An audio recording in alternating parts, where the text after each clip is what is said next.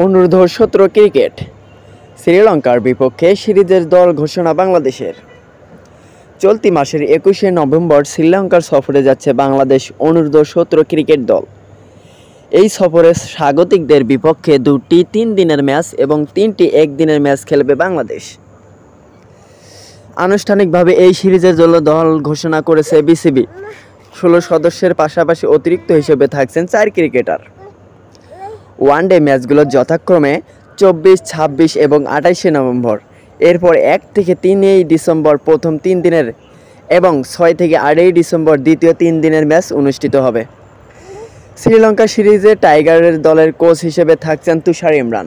অনূর্ধ্ব-17 দলে থাকছেন ফেরদৌস কবির, আবদুল্লাহ আল মুহি, হৃদয় হোসেন, ফারহান সাদিক, আদৃত ঘোষ, এহসানুল হক মাহিম, রাকিবুল হাসান, রাকিব খান, মাহিনুজ্জামান মাহবীর, আতিকুর রহমান আকাশ, আল আমিন হোসেন।